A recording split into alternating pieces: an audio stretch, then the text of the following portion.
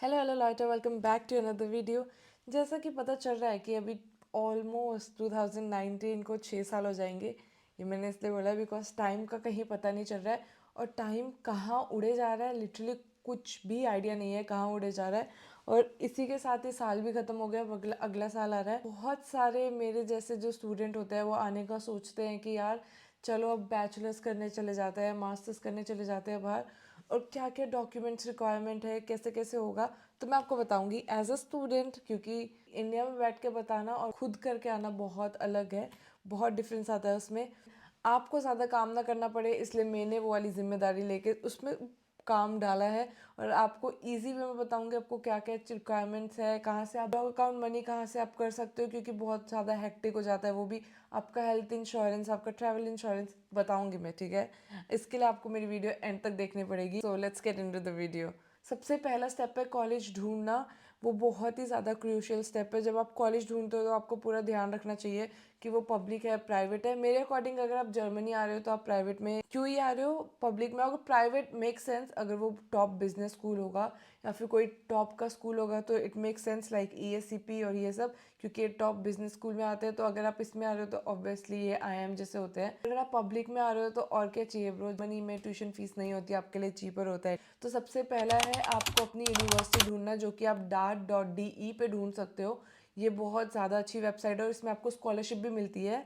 आपको अप्लाई करना पड़ता है स्कॉलरशिप के लिए। और दूसरा होता है कि आपको चेक करना पड़ता है कि जो आपकी इंडिया में यूनिवर्सिटी है वो ऑलरेडी जर्मनी में रजिस्टर या वेरीफाई है, मतलब वो यहाँ की जो भी आपकी पढ़ाई और मार्कशीट होगी वो यहाँ पे वैलिड रहेंगे या नहीं रहेंगे। जर्मनी में वो यूनिवर्सिटी एग्जिस्ट ऐसी इस नाम की करती भी है या नहीं करती है, वो आपको मिल जाएगी अनाबिन वेबसाइट पे। मुझे लग रहा है मैं इसका नाम गलत प्रोनाउंस कर रही हूँ, बट मैं इन सब के लिंक्स आपको डिस्क्रिप्शन में दे दूंगी ताकि आपको खुद जाके सर्च ना करना पड़े। आप डायरेक्ट लिंक से उधर जा सकते हो, अपना इजीली देख सकते हो। आपके लिए काफ़ी हेल्पफुल होएगा, काफ़ी आपका टाइम सेव करेगा, लिटरली बहुत ज़्यादा टाइम सेव करेगा आपका। तो आप इस पर चेक कर सकते हो कि आपकी यूनिवर्सिटी जर्मनी में सर्टिफाइड है या नहीं है, या फिर जर्मनी में वो ऐसी यूनिवर्सिटी एग्जिस्ट करती है नहीं करती है। बिकॉज कुछ कुछ यूनिवर्सिटी वो जर्मनी में लिस्टेड नहीं है। अगर आप उस कॉलेज से पास होते हो तो आपका जो मार्कशीट है वो इतना वैलिड नहीं रहेगा, बिकॉज जर्मन गवर्नमेंट उसको रिकग्नाइज ही नहीं करेगी। तो इट्स बेटर अगर आप जस्ट अभी 12th पास हुए हो या फिर आप अपना मास्टर्स बैचलर्स के बाद आ रहे हो तो चेक कर लो जो आपने इंडिया में जिस यूनिवर्सिटी से पढ़ा है वो वैलिड है भी या नहीं है। अगर आप 12th के बाद आ रहे हो तो आपके पास लगता है आपका 10th और 12th का सर्टिफिकेट, आपकी जो मार्कशीट होती है वो बहुत ज़्यादा इंपॉर्टेंट होती है। और अगर आप बैचलर्स या मास्टर्स के बाद आ रहे हो तो आपका लगता है जितना भी पीछे से अगर आप बैचलर्स के बाद मास्टर्स करने का आ रहे हो इधर, तो आपका लगेगा बैचलर्स का और 10th 12th का सर्टिफिकेट। ऑब्वियसली PhD करने आ रहे हो तो आपका पीछे का लगेगा, ठीक है। उसके बाद सबसे ज़्यादा इंपॉर्टेंट होता है डॉक्यूमेंट्स वेरीफाई करना, बिकॉज पहले बहुत ज़्यादा लोग इलीगली आ जाते थे। तो इसलिए जर्मनी ने APS इंट्रोड्यूस करा था कुछ कंट्रीज़ के लिए, उसमें से इंडिया भी एक है। तो आपको APS करना पड़ता है, एकेडमिक इवेल्युएशन सेंटर। उसमें आपको पूरे अपने डॉक्यूमेंट्स भेजने पड़ते हैं। आपको हर चीज़ का ना एक टाइम फ्रेम लेके चलना पड़ेगा, बिकॉज जर्मनी का बहुत ही लंबा टाइम होता है और बहुत ज़्यादा ब्यूरोक्रेसी में चीज़ें लगती है। तो APS का भी आपका हाना हाना करके आपका इजीली 2 मंथ्स ले सकता है, 2-3 मंथ्स। APS की भी एक अपनी खुद की चेकलिस्ट होती है, उसको भी मैं डिस्क्रिप्शन में लिंक कर दूंगी, तो आप जाके देख सकते हो। उसमें आपकी 10th 12th की मार्कशीट लगती है, आपका लैंग्वेज सर्टिफिकेट लगता है, बहुत ज़्यादा इंपॉर्टेंट। अगर आपका कोर्स जर्मन में है तो जर्मन में लगेगा, अगर आपका इंग्लिश में है तो इंग्लिश में लगेगा। और वो आप उसको मतलब कहीं से भी एस्केप नहीं कर सकते, क्योंकि उसके बिना आपका वीज़ा भी रिजेक्ट हो सकता है और पहली बात आपका APS भी रिटर्न आ सकता है। ये बहुत ज़्यादा क्रूशियल स्टेप होता है, आपको कोई भी स्टेप मिस नहीं करना है। उसके बाद आगे आपका CV, जो कि आपको जर्मन फॉर्मेट में बनाना पड़ता है। फिर आगे आपका लेटर ऑफ रिकमेंडेशन, जो भी आप स्कूल में या कॉलेज में थे तो आपके टीचर से रिकमेंडेशन का लेटर। CV अपना लिखने के बाद मोटिवेशन लेटर लिखना पड़ता है आपको, ये बहुत ज़्यादा इंपॉर्टेंट होता है। ऐसा लोग बोलते हैं कि रिजेक्ट हो जाता है अगर मोटिवेशन लेटर इतना अच्छा नहीं होगा, तो मेरा तो नहीं हुआ था रिजेक्ट मोटिवेशन लेटर जब वीज़ा के लिए मैं गई थी।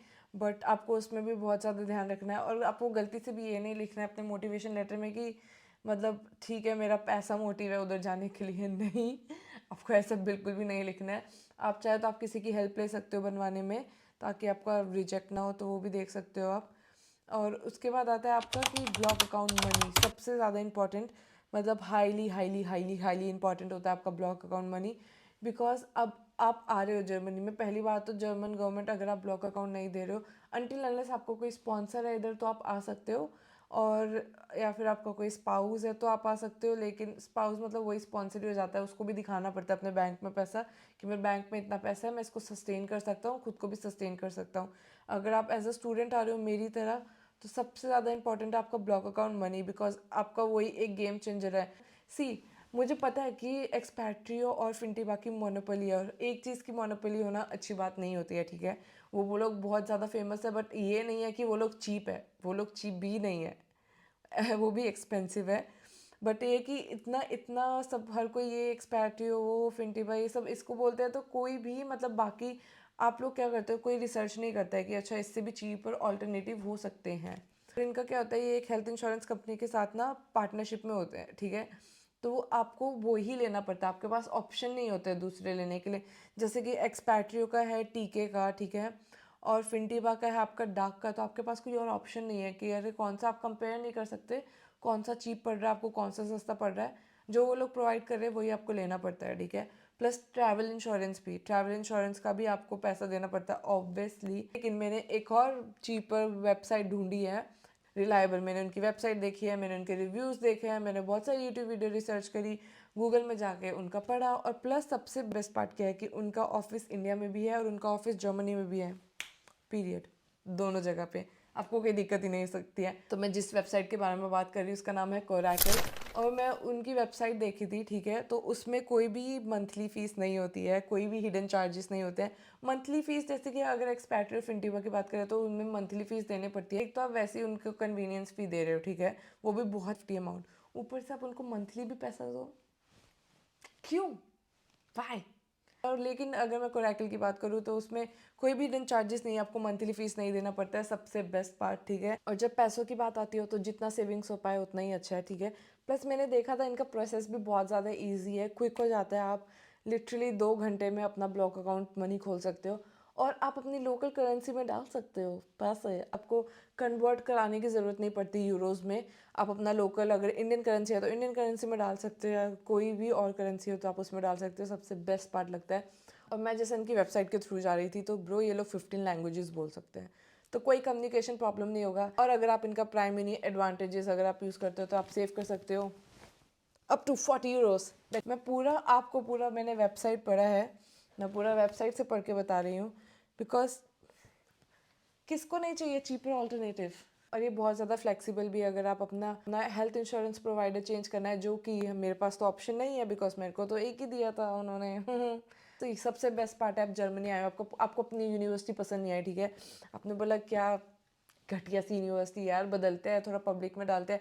अगर आप प्राइवेट में आ गए हो आपको पसंद नहीं आया, पब्लिक में अगर स्विच होना चाहते हो तो आप इजीली हो सकते हो, बिकॉज आप अपने वेबसाइट पे जाके जो भी आपका पर्सनल पोर्टल या प्रोफाइल होगा आप उसमें जाके अपनी यूनिवर्सिटी और अपना हेल्थ इंश्योरेंस प्रोवाइडर अगर आपको चेंज करना है तो इजीली चेंज कर सकते हो, क्योंकि यूनिवर्सिटी के पास आपका हेल्थ इंश्योरेंस भी जाता है। तो डू चेक इट आउट, और मैं इसके बारे में आपको डिस्क्रिप्शन में भी लिंक दे दूंगी, तो आप बिल्कुल भी भूलना मत देखने के लिए, ठीक है। पैसे बचाओ यार, थोड़ा सेविंग करो, बहुत काम आता है, क्योंकि आगे वीज़ा की भी तो फीस देनी है ब्रो। यहाँ पे आप अपना 7 से 8 हज़ार बचाओगे तब जाके तो आप वीज़ा का भी अपना उसी पैसे को वीज़ा पे लगा सकते हो, वरना डबल खर्चा नहीं हो जाएगा आपका। थिंक थिंक तो आप इसको भी चेकआउट कर सकते हो। अब इसके बाद आता है कि आपका, ठीक है, आप अपना ब्लॉक अकाउंट मनी भी हो गया आपका, और अब आपका कॉलेज से लेटर भी आ गया आपको, ठीक है। और अगर आपका कॉलेज प्राइवेट है तो आपको एक साल की फ़ीस दिखाने पड़ती है, विच इज़ लाइक 2 सेमेस्टर की फ़ीस दिखाने पड़ती है। तो अपना कॉलेज का फ़ीस दे के वो भी अपना डॉक्यूमेंट्स ले सकते हो, मैं वीज़ा की चेकलिस्ट भी डिस्क्रिप्शन में डाल दूँगी। उसके बाद सबसे ज़्यादा इंपॉर्टेंट आपको आपकी वीज़ा की फ़ीस देनी पड़ती है, वो जो कि अभी 75 यूरोस चल रहा है।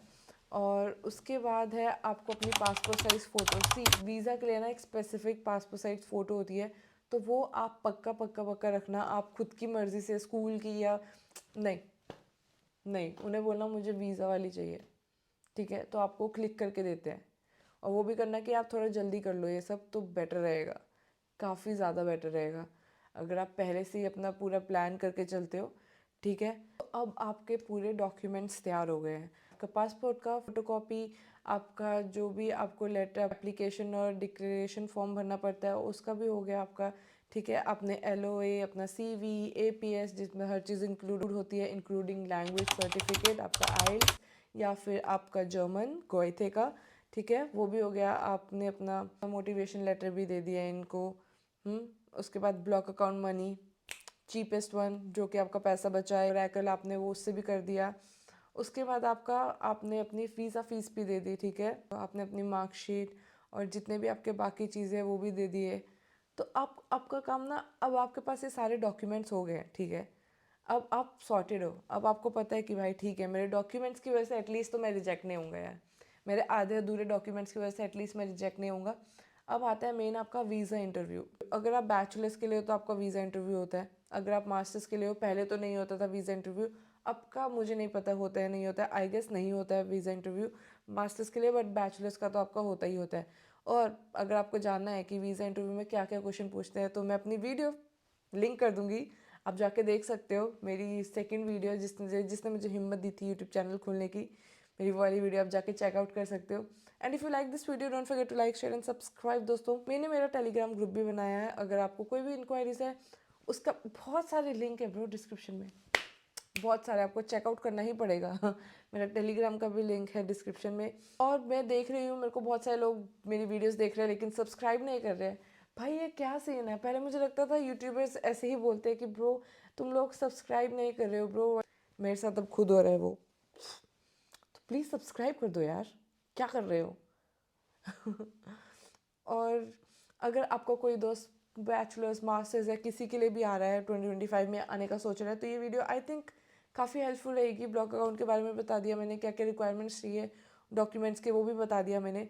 तो वीडियो काफ़ी ही हेल्पफुल रहेगी। अगर आपको और कुछ जानना है मेरे से तो प्लीज़ मुझे कमेंट्स में बताओ, मैं आपकी हेल्प करने के लिए हाजिर हूँ। तो मुझे प्लीज़ बताओ आपको जो भी हेल्प चाहिए मैं करूँगी। और आप सब्सक्राइब करो ना करो, लेकिन आप शेयर ज़रूर करो, ठीक है, बहुत ज़्यादा इंपॉर्टेंट होता है शेयर करना। अगर आपके कोई नोन में कहीं जा रहा है, सोच रहा है कोई बाहर जाने का, तो प्लीज़ उनको शेयर करो, और नहीं सोच रहा तो भी शेयर कर दो, क्या पता मन बन जाए जाने का बाहर। End of videos in loiter, see you next week.